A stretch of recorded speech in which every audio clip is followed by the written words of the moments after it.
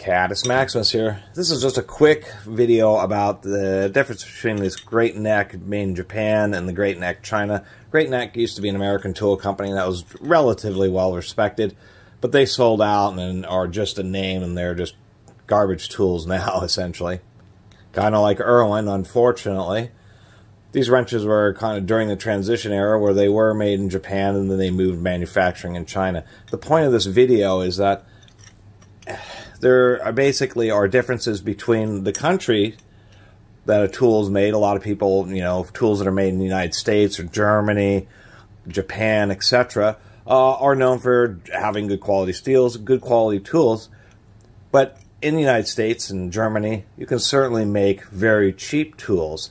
And so when tools are made, they are manufacturing grades, like snap-ons, which have really nice fit and finishes, because there's a high degree of quality control. And so the point of this is that this Japanese Great Neck was made in Japan, but it was made to a lower standard. They said, we want wrenches that are made in Japan, but we want, lower quality control. We want to save some money, a little bit less grinding, and a little bit less budget. When they moved to China, basically some of the money that they saved moving away from Japan, the Chinese wrench, even though I'm sure it's made out of lower quality steel, I don't have two wrenches of the same size. If I found two wrenches of the same size as Japan and China, I probably would test them to failure.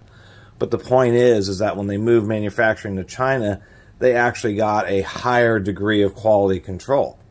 It's kind of like, Snap-on and Blue Point, where Blue Point's just a bit more of a budget tool, but still made by Snap-on, but to a lower grade of quality control. And so that's the thing, is that you can have a tool made in a quote-unquote lower grade, or a country that has a reputation for lower grade tools, but to a much higher quality control standard, or you can have a tool made in a country that has a reputation for high quality tools, but made to a very low quality control standard.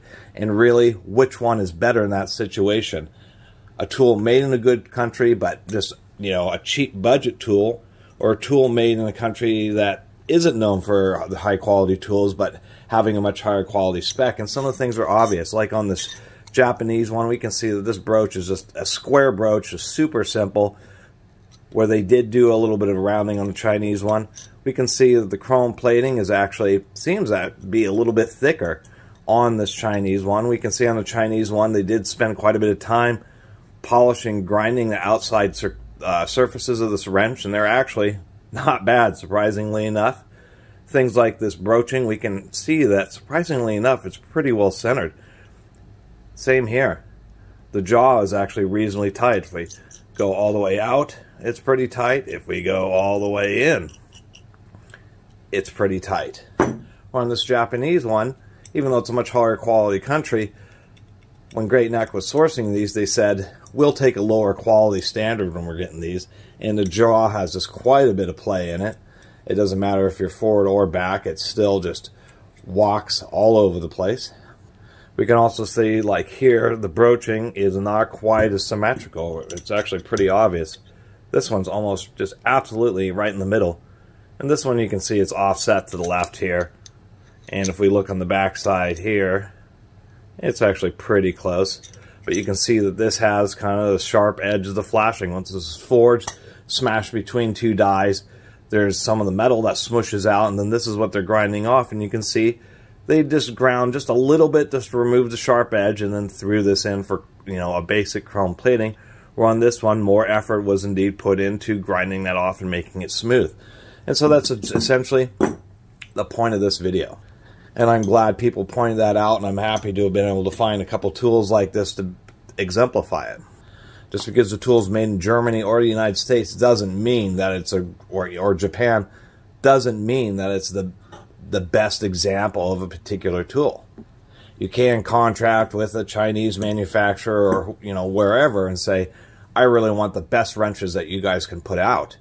And they'll put out some pretty decent looking tools with some pretty good quality control. And it's a nuance of tools, and it's one of the ones that's actually kind of hard to decipher and make a determination on which one really is better. Is the Japanese one really better, even though it has a much lower degrade of quality control, much looser jaw? Or is the Chinese one really the lower quality one, even though it's been finished and is actually a much prettier wrench? Anyway, just something, food for thought. Anyway, I really appreciate everybody who's been watching and subscribing. And if you haven't subscribed, please do. Till next time, Catus Maximus out.